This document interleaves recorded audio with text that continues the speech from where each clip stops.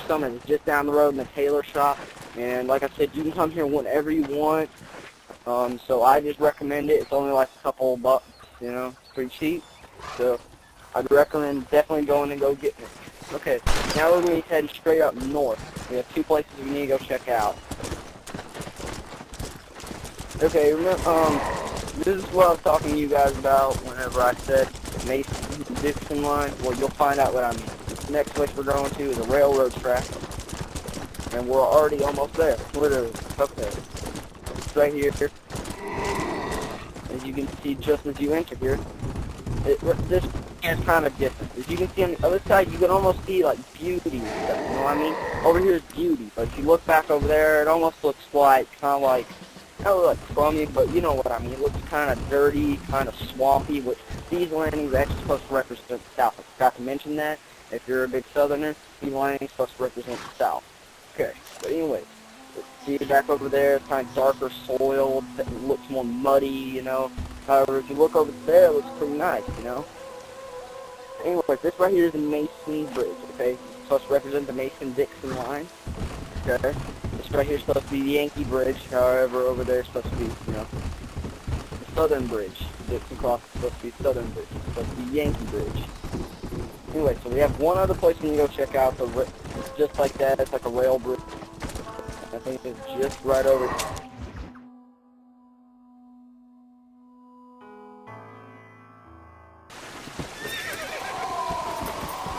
Okay, you can start with quick little pause. Just right here, we were going to head up to another bridge, which you can actually see from right over here, so we can go ahead and stop right here. You already know what that bridge is over there, okay? But first we'll talk about this right here. Okay, this right here is called Montana Falls. Actually, Montana, sorry. It's Montana Ford. Sorry, Manteca Falls is somewhere in here in Mexico. But anyways, it's right here,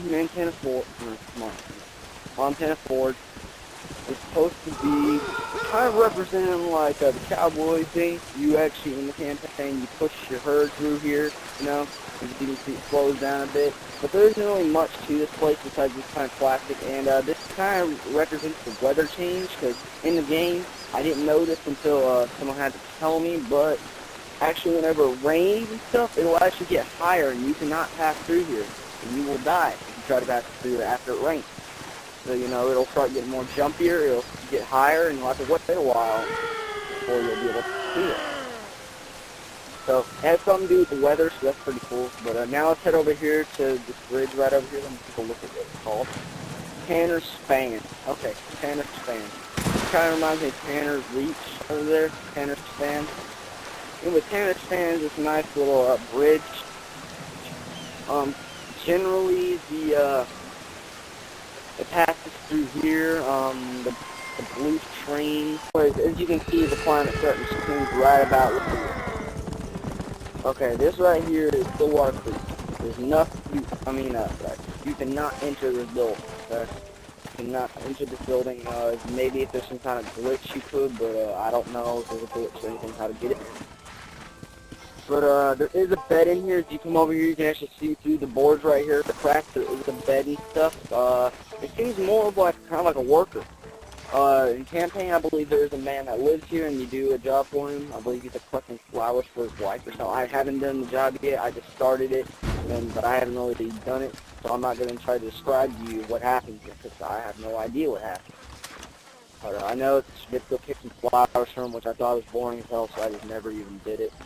But anyways, this right here, as you can see, this kind of represents right here like he's kind of like a working man. And like I said, this kind of represents like kind of Mississippi, Louisiana-ish. There's kind of a swamp kind of here. So actually, we don't even need our horses. Go ahead and walk through the swamp and stuff. Right over here, or creek down here. Okay, like getting your boots all muddy and stuff. As I can see, the dirty zombie doesn't want to get his dirty boots dirty. The guy, but the real people, the living people can.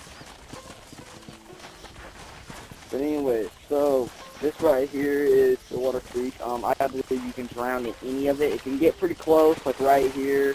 As you get down here more, you will drown though. As you start exiting the lake and start getting over to the river, closer to Mason and the bridge and stuff, like past, just about past this little river, or not river, but right here. See what I was talking about earlier about how Peaceland has a lot of wildlife. Right here, wolves. Nice, drowning wolves. But anyway. See, right here is just a little bridge, but anything right about over there, past that bridge right there, you will drown it. But anyway, see, as you can see, you just died. Anyway, as you can see right here, there's a bunch of, you know, swamp, a bunch of grass, and there's randomly just a campfire over here, and it's always been lit, in which all campfires are, so, you know, that's pretty weird, but still, it's just a random campfire. It's kind of, I don't know, it's kind of weird, just a random campfire. There is another campfire, like, very, very close over here. There's a, look, there's boars over here. Shot boars. But anyway, so, you see it's kind of foggy now. Like I said, I can even see it now, so it's probably really foggy on the side. But right here, this little campus, I think, right here, I believe, is where the ghost, where his living body was before he died. I think he set up right here against the tree, which in real life, my great-grandpa, he had a farm. He's trying to build a house, and he living in Texas. Well, I live in Texas. He lives in Texas at the time, and well, he used to build his house. And I found the place where, you know, maybe the ghost, you know, goes around haunting the old man. The old man killed him. I'm not sure exactly 100%, but oh. We already passed it? Yeah, we already passed it. Did we? Actually, sorry. Go back this way. That's what it was. Okay. Head back this way. Right underneath the railroad. As far as I can tell, there's no ghost stories about this over here. Right underneath the,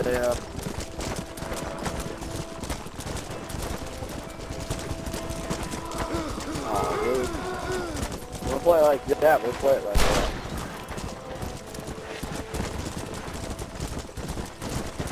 Anyway, see right here, this little campfire, and nothing special. But we need to head back up north for one little thing, and then we're completely done with you know, over here, this section of it. But we still have a lot of more. You there? And my horse is being homosexual right now. Excuse my retarded gay horse.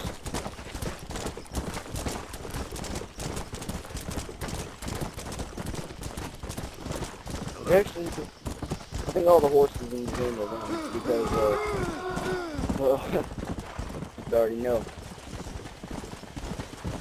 But anyways, in the campaign, which I know Tonk's here, which is better name like today. Yeah, he's also videotaping. He made another video about the full live here. There's a white and black man. A white woman and a black man. Which wouldn't matter if it was a, you know, a black woman and a white guy. Actually, I think it was a little bit better. I mean, it wouldn't be as bad for, you know, the other way around, because, you know, back then it was kind of still more, you know, the male gender kind of a thing. But anyways, there's a black male and a white female that live here. And Tonk's here shot another video about it. But we believe they're outlaws. The reason is they live so close to Thieves Landing. And as you can see, it's literally right next to Thieves Landing. I like to come here. This is kind of like my favorite little side of the house right here. But, so we think that they're hiding away from the law, because back then it was illegal, and you would be hung for that. So, yeah. We believe that they were outlaws. But like I said, it'd be a little bit better, what do we call it? It'd be a little bit, the punishment wouldn't be as much if it was the other way around. If it was a black woman and a white guy, the punishment wouldn't be as bad, but it would, oh yeah, there's also birds here. Big birds come in, but that ain't here. That's somewhere else.